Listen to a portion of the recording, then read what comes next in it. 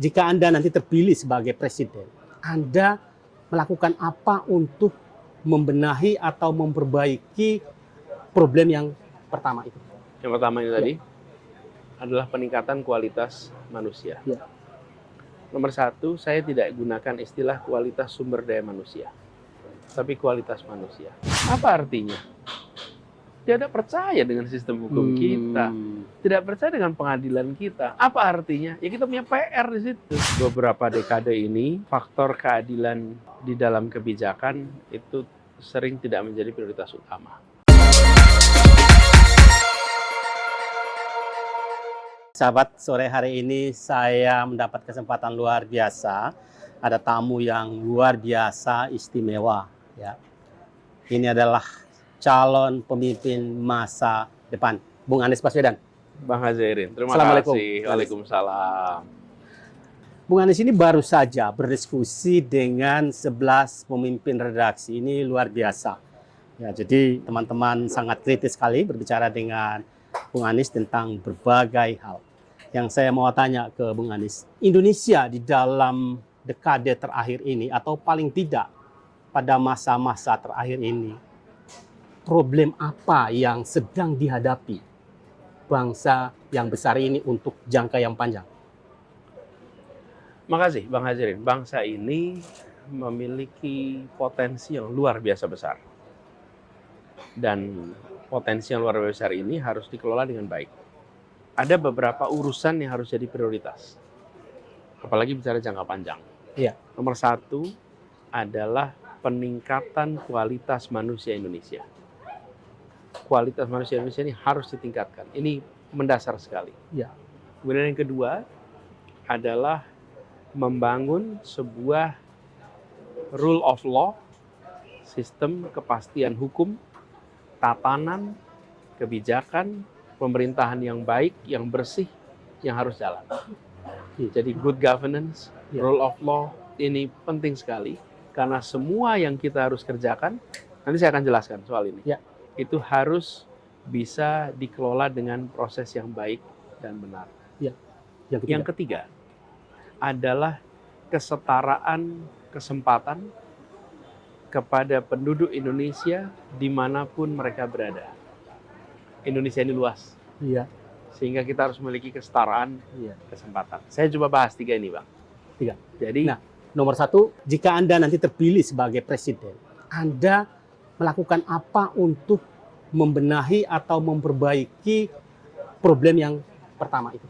yang pertama ini tadi adalah peningkatan kualitas manusia. Ya. Nomor satu, saya tidak gunakan istilah kualitas sumber daya manusia, tapi kualitas manusia. Kualitas manusia. Ya. Wow. Sehingga manusia ke Indonesia tidak dipandang sebagai sumber daya. Seringkali kita menyebutnya sebagai sumber daya manusia. Dipandang seakan-akan ini adalah faktor produksi untuk kegiatan ekonomi. Karena itu kita sebut istilahnya sumber daya manusia. Kalau di perusahaan boleh disebut sumber daya manusia. Karena perusahaan itu ada modal, ada teknologi, ada tanah, ada manusianya, sumber daya manusia. Tapi kalau bangsa, kita nggak menyebut ini sebagai sumber daya manusia, ini aset terbesar kita, namanya manusia. Dari mulai mana? Satu adalah aspek kesehatan. Kesehatan dimulai dari perhatian kepada mereka yang masih dalam kandungan. Perhatian kepada ibu hamil adalah perhatian kepada masa depan bangsa. Dan kecerdasan itu dibangun dari? Persis. Kecerdasan, kekuatan fisik, itu mulai dari kandungan. Jadi program-program yang terkait dengan bayi yang dalam kandungan itu harus jadi perhatian awal. Sampai kemudian makanan sehat ketika mereka di usia dini. Dan pembiasaan makanan sehat. Jadi kesehatan bukan sekedar soal BPJS, bukan sekedar soal pengobatan, tapi bagaimana promotif itu jadi perhatian serius. Kemudian bagaimana preventif itu jadi perhatian serius. Baru kuratif.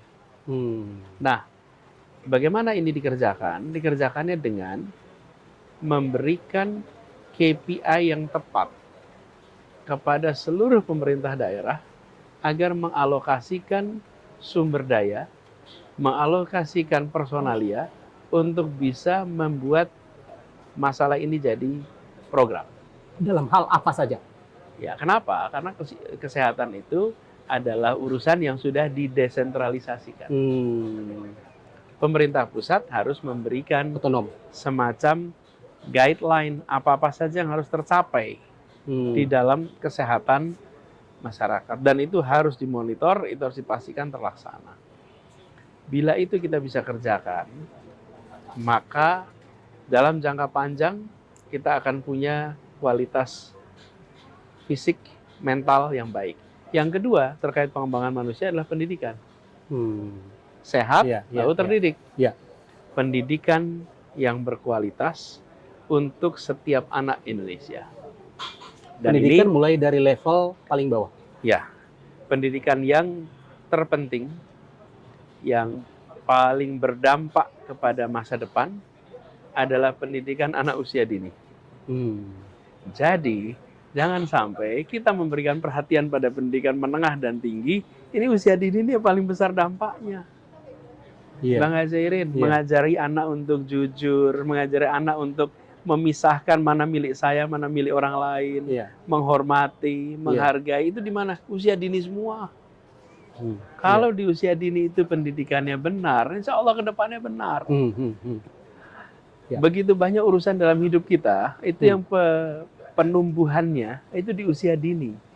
Termasuk kebiasaan hidup sehat. Bang Azairin, kalau anak-anak diajari makan gula dari kecil, itu anak itu nanti akan punya masalah gula di kemudian hari. Ketika anak-anak diajari untuk suka makanan-makanan lokal, ya lidahnya akan cocok dengan makanan lokal itu usia dini. Kalau anak tidak pernah diekspos dengan makanan-makanan kita, ya dia nggak akan suka itu kemudian hari. Jadi usia dini itu harus jadi perhatian. Nah, jangan sampai ketika kita bicara negara, seakan-akan negara itu program-program yang kelihatan gede-gede. Bukan, ya rumah tangga ini harus diperhatikan. Itu sekaligus untuk membentuk kultur anak sejak dari awal.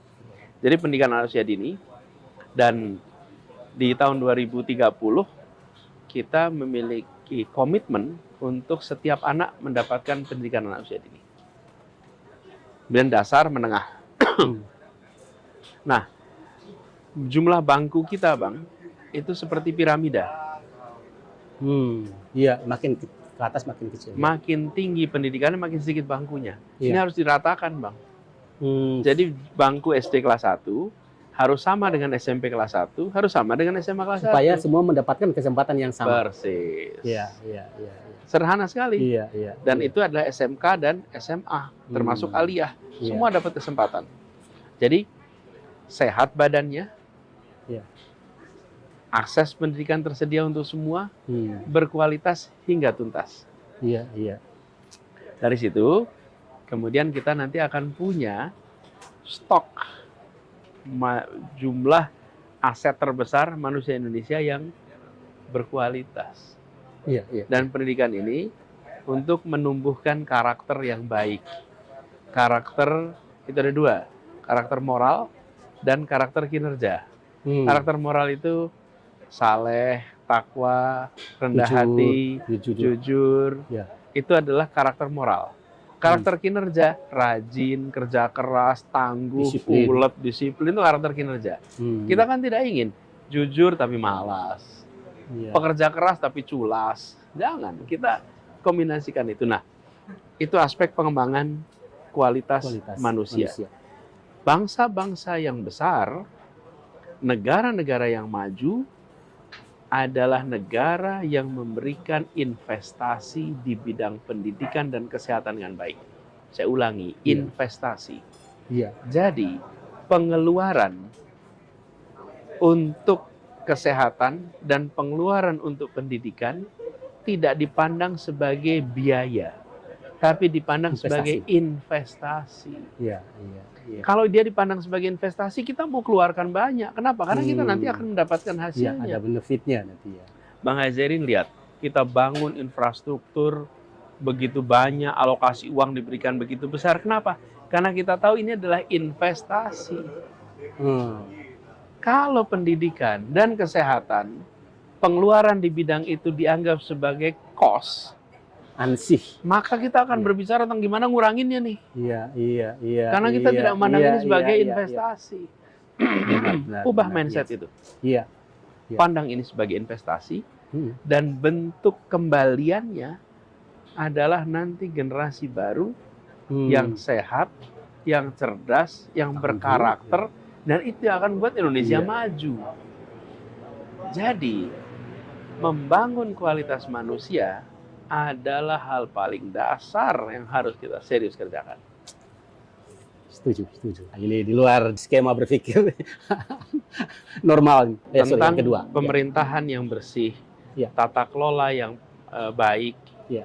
kepastian hukum, itu akan membuat semua kegiatan yang ada di Indonesia, baik kegiatan ekonomi, kegiatan sosial, budaya, keagamaan, itu memiliki perlindungan hukum yang baik, memiliki kepastian hukum.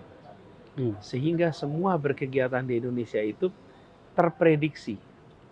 Bila baik, maka dia bisa berjalan. Bila dia melanggar, maka dia tidak bisa berjalan. Ada kepastian. Dan ini adalah salah satu hal paling mendasar. Aturannya benar, pelaksanaannya dengan benar, dan hukum itu diterapkan sama untuk semua. Kepastian ini dibutuhkan sekali. Kalau kita ingin maju, maka yang mau investasi, yang mau kegiatan usaha ekonomi, kegiatan budaya, sosial, itu harus punya kepastian hukum. Dan ini juga, Bang, yang nanti akan membuat Indonesia bisa menjadi negara terpercaya. Kenapa terpercaya? Karena integritas difasilitasi. Integritas menjadi keseharian. Negara yang terpercaya, nah di situ dunia akan berurusan dengan kita. Tapi kalau negara yang tidak terpercaya, dunia tidak mau berurusan dengan kita. Jadi salah satu PR besar kita adalah membuat ini menjadi kenyataan. Sederhananya begini, Bang. Ada begitu banyak sekali kegiatan investasi di Indonesia yang ketika penandatanganan kerjasama tidak ditandatangani di Indonesia. Ditandatangannya di Singapura. Kenapa? Supaya kalau ada perselisihan di kemudian hari, mereka akan berada di sistem hukum Singapura. Dengan pengadilan Singapura. Apa artinya? Tidak percaya dengan sistem hukum kita. Tidak percaya dengan pengadilan kita. Apa artinya? Ya kita punya PR di situ. Dan perhatikan yang besar-besar, seluruh kegiatannya itu. Nah, selama logis. Ini artinya dunia belum percaya. Nah, kita harus menumbuhkan kepercayaan dengan cara kita menghadirkan perubahan di dalam tata kelola pemerintahan supaya bisa bersih, meritokratik, aturan diterapkan setara buat semua, dan kepastian hukum itu diberikan. Ini contoh aspek kedua. Aspek yang ketiga, Indonesia ini penduduknya tersebar dari Sabang sampai Merauke. Dan semua menginginkan ada kesempatan yang setara. Karena itulah pembangunan ketersambungan, konektivitas menjadi penting. Memastikan fasilitas dasar itu setara di semua tempat. Akses pasar itu cukup sehingga lahir di mana saja, tumbuh di mana saja, punya kesempatan kerja yang sama. Inilah yang kita sebut sebagai pemerataan. Nah, kita ingin agar pusat-pusat pertumbuhan ekonomi tidak hanya terpusat di Jakarta dan sekitarnya, atau kawasan utara Pulau Jawa, tapi juga di pulau-pulau seluruh Indonesia. Ketika pusat-pusat pertumbuhan itu ada di berbagai pulau, maka semua akan menjadi penggerak perekonomian di wilayahnya masing-masing. Dan ketika itu terjadi, maka untuk maju sejahtera, tidak harus beremigrasi ke Jakarta, tidak harus beremigrasi ke pesisir utara Jawa, karena setara itu tadi. Karena semua punya kesempatan yang sama. Urbanisasi adalah tren dunia. Dan diperkirakan pada tahun 2045 sekitar 3/4 penduduk Indonesia ada di urban. Saat ini sudah 56% penduduk Indonesia di kawasan urban. Urbanisasi itu normal. Kenapa? Karena dia ke kota-kota urban di seluruh Indonesia. Yang jangan sampai terjadi itu Jakartanisasi. Pindahnya ke Jakarta semua. Atau pindahnya ke kota-kota di Jawa semua. Kenapa? Karena kita ingin pertumbuhan itu merata di seluruh wilayah Indonesia. Jadi kita ingin agar kualitas pertumbuhan meningkat. Bagaimana Anda memikirkan supaya merata, tidak hanya ada di Pulau Jawa? Diberikan insentif kepada swasta untuk mengerjakan di berbagai tempat. Yang kedua, infrastruktur dasar harus disediakan oleh negara. Infrastruktur dasar negara menyiapkan. Sehingga perekonomian itu bisa bergerak karena pelaku-pelaku dunia usaha bisa berkegiatan di semua wilayah. Ya, Bung Anies, bagaimana Bung Anies melihat penerapan keadilan sosial di Indonesia? Beberapa dekade ini, faktor keadilan di dalam kebijakan itu sering tidak menjadi prioritas utama. Kita mengejar kuantitas pertumbuhan, tapi kita sering melewatkan pemerataan. Padahal pemerataan itulah yang menentukan kualitas pertumbuhan. Pertumbuhan ekonomi dikatakan berkualitas bila dia rata. Pertumbuhan ekonomi dikatakan tidak berkualitas bila dia tidak merata. Maka dia tidak berkualitas. Nah, faktor keadilan itu yang harus menjadi perhatian. Saya beri contoh. Tadi soal pendidikan. Bentuknya piramida. Nggak dianggap masalah selama ini. Itu soal keadilan. Apa yang terjadi? Ya, begitu banyak anak-anak kita yang tidak bisa melanjutkan ke SMP, SMA karena bangkunya nggak ada. Dan kita tidak menganggap itu sebagai masalah. Seakan-akan itu biasa saja. Nanti ramenya ketika di awal tahun namanya zonasi. Baru rame. Zonasi itu kan gejala. Akar masalahnya apa? Bangku yang tidak cukup. Kalau bangkunya cukup, ya cukuplah itu tempat. Nah, kita harus ke akar masalahnya. Ini Bang Azzerin, problematika yang saking lamanya tidak kita anggap masalah, sampai kita anggap bukan masalah. Bang, kalau kita berada di tempat ini, lalu ada beberapa barang-barang sampah di sini, hidung kita lama-lama menyesuaikan diri, Bang. Betul. Dan tidak merasa lagi ini tuh bau, Bang. Betul. Lalu kita ketika ada orang lain datang, tempatnya kok bau ya? Kita yang di sini malah, oh bau ya? Gitu. Saking kita sudah tidak merasa itu masalah. Nah, sudah saatnya kita mengarus utamakan, menomorsatukan, memprioritaskan faktor keadilan di dalam semua kebijakan-kebijakan yang kita buat. Baik itu kebijakan pendidikan, kebijakan ekonomi, kebijakan budaya, kebijakan sosial, sampai kebijakan transportasi. Begitu kira-kira. Bagaimana Bung Anies melihat kampus sebagai salah satu lembaga institusi yang penting ya di Gini, kampus itu harus memainkan minimal 2 peran. Satu, dia menjadi tempat menggodok gagasan-gagasan terobosan yang bisa bermanfaat dalam kebijakan pemerintah. Yang kedua, dia menjadi tempat yang memperhatikan problematika yang ada di masyarakat. Kampus harus kemudian kritis atas situasi yang ada di lingkungan. Akhir-akhir ini, peran yang kedua ini nggak menonjol. Kampus tidak lagi menjadi institusi yang memproduksi gagasan-gagasan kritis. Kampus yang memotret situasi di masyarakat. Tadi bicara ketidakadilan. Kalau kita perhatikan, absennya dunia kampus membicarakan soal keadilan, itu kemudian membuat kita ketemu dengan fenomena yang unik. Siapa yang bicarakan ketidakadilan? Tokoh-tokoh agama. Yang datang ke kampung-kampung, yang datang ke desa-desa, yang datang ke masyarakat. Mereka lah yang mengutarakan ketidakadilan. tokoh-tokoh agama nih mengungkapkan ketidakadilan. Iya, Kenapa akademisi malah nggak banyak bicara ketidakadilan? Sudah saatnya akademisi kembali memperhatikan soal ketimpangan, soal ketidakadilan. Dan ini harus jadi perhatian. Kalau anak-anak mahasiswa kita dipertemukan dengan tema itu, mereka akan menjadi pejuang keadilan di masa depan. Tapi kalau tidak, maka mahasiswa-mahasiswa kita juga diarahkan menjadi pribadi-pribadi nanti akan menjajah ilmu pengetahuan pada pembeli yang akan bayar dengan harga paling mahal. Kita kan bukan mendidik anak untuk jadi penjajah ilmu yang nanti menjual pada pembeli paling mahal. Kita ingin perguruan tinggi kita menjadi inkubator pemimpin-pemimpin untuk masa depan. Anies Baswedan, calon pemimpin masa depan.